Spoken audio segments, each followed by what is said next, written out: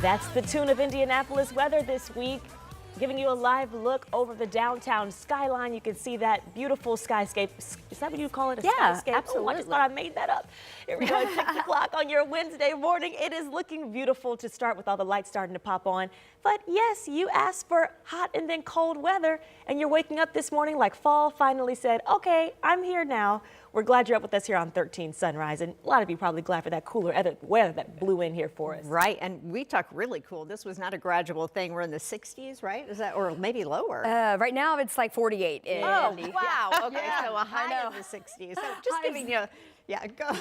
That's why you're the forecaster. It's just hard to kind of wrap your brain around this quick change, and we got some much needed rain yesterday that was all associated with the cold front that moved through. Now we are on that cooler side. Our wind direction has shifted out of the north, and we're tapping into that cooler Canadian air mass that has settled in across the entire Midwest for us this morning. Notice where that front is currently located, continuing to move off to the east, and our sky clearing. And we are seeing that significant drop in temperatures over the past 24 hours. Check out Terre Haute, down by 27 degrees, Indy's down by 20 degrees, and Kokomo's down by 23. That puts our current temperatures in the 40s, really across the board right now. It's 43 in Muncie, and we have now dropped to 48 here in the Indy Metro. We're going to keep these temperatures cool, but these are actually where we should be at this point in the season. We're going to have a very average early October day. Morning lows in the upper 40s, afternoon highs in the upper 60s. We've got a mostly sunny sky this afternoon. 69 later today in Indy, 66 in Richmond, and 68 in Muncie. Well, we've got a couple very chilly overnight lows. There will be frost possible Thursday morning in some outlying locations. Perhaps even more widespread frost development into Friday morning. We're going to talk about that drop in temperatures and the road to the weekend coming up in your full forecast. But right now it is 6:02, and I've got a couple cameras I wanted to show you from the north side of town. We're going to start with this look here at US 31 and 116th Street. This is actually looking southbound. You see all of these cones now set up, kind of warning drivers that just south of here, the ramp is blocked to 106th Street. Off of US 31 southbound. So your recommended alternate route would be to exit off of 116th and then take Illinois or Pennsylvania as your alternate route. Here is a look at the ramp that is closed off of 465 eastbound at US 31. The ramp that's blocked is that southbound Meridian ramp system, and that's going to remain closed through mid-December. So this is what this looks like on the map. There's your ramp closure right here, and your recommended alternate route would be to utilize US 31 northbound to 106th, where you can then re-enter south on US 31. Guys?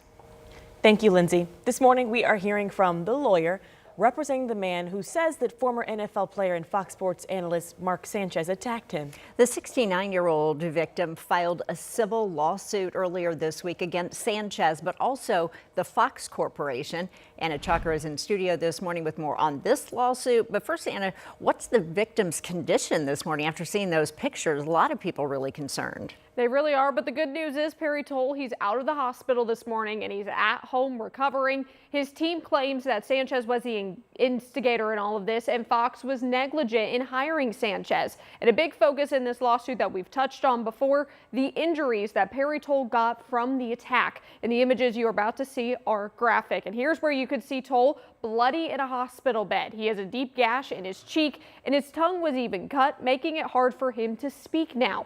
Toll's attorney, Eric May, says Toll is a hard worker who just got his citizenship last month. He says while Toll was just doing one of his shifts on Saturday, he felt his life was in danger when Sanchez approached him, and then he had to act in self-defense.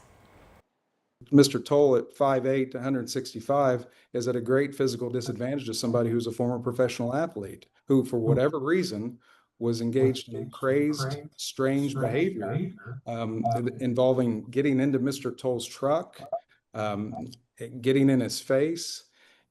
Obviously, all those things put together put Mr. Toll in fear of his life and safety. Toll and his legal team is asking for help with their medical bills, and we have reached out to Fox Sports for comment on if and when Sanchez could return to work. We did not hear back. And the attorney could only comment on this civil case because, like we've mentioned, there's a criminal case. This is not something that attorney is dealing with. That's a whole different side of the legal side of all of this. That's involving all the misdemeanor and felony charges we're seeing against Sanchez right now. So we'll dig into that one because we know it is confusing trying to figure out exactly what are we going to be seeing in court within the next few weeks. And when we'll see it. Yes. I know we have a date, but now we're hoping that that actually happens. Thank you, Anna. Well, developing this morning, 3 people were shot overnight after they were in a CVS on the east side. Police say they believe the shooting happened during a disturbance that was inside of the store first. This is near 10th and Sherman Tuesday evening. That's where this CVS is located on the corner. When officers got there, they found 2 women or female victims, they're saying, with gunshot wounds. We don't know their age just yet. Then police were called to a nearby hospital saying that a 3rd male victim was there, saying he was connected to that shooting. Now, officers on the scene tell us that store was open at the time, and there were people inside, suggesting there may be multiple witnesses to actually what led up to this shooting. But at this time, there is no suspect in custody.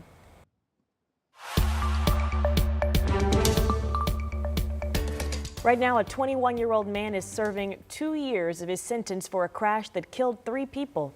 But a grandmother of one of those victims says that is hardly enough. Brenda Hankins says her granddaughter, 21-year-old Michaela Hankins, died in the car crash near 10th and Mithofer 2 years ago. The driver, Luis Leyva Gonzalez, was going at least 100 miles per hour at the time. The crash also killed 2 of Leyva Gonzalez's family members who were in the car with him. Well, Friday, a Marion County judge sentenced him to 2 years in prison. What is this judge trying to tell other people now? That it's okay to go out and do the same thing and you're going to get a light sentence, which, oh yeah, I can do 2 years and be out. The Marion County prosecutor had called for Leyva Gonzalez to serve at least 25 years. And this morning, AES is filing a rebuttal about its proposal to increase energy bills for customers. But city county councilors here in Indy are looking for ways to actually squash that. Yeah, one even proposing an idea that's decades ago that we saw here in our city. Marina Silva is in downtown Indianapolis this morning with that idea and how or if it would actually work here. Good morning, Marina. Good morning, ladies. Well, City County Councilor Michael Paulhar is proposing the idea that the city actually buy AES in order to keep those rates down. Now, that rate increase, if it passed, would add about $21 to your bill once it's all said and done. Now, again, this is just an idea and nothing has actually started. Councilor Hart says it would take a lot of research and work to see, is this even possible? He also urges AES to think about what they're asking of Hoosiers. There's a lot of rising costs right now, and the people are feeling it. And so if this is about their equity and about them making profits, then they should really reconsider. So we did get a statement from AES where, again, they say this is needed due to necessary investments. They also say if this is approved, they would still be among the lowest in the state. We do have their full statement linked on WTHR.com. Now, the idea for the city to buy AES or have some sort of agreement, is that something that could be done? And like, have we seen this before, Marina?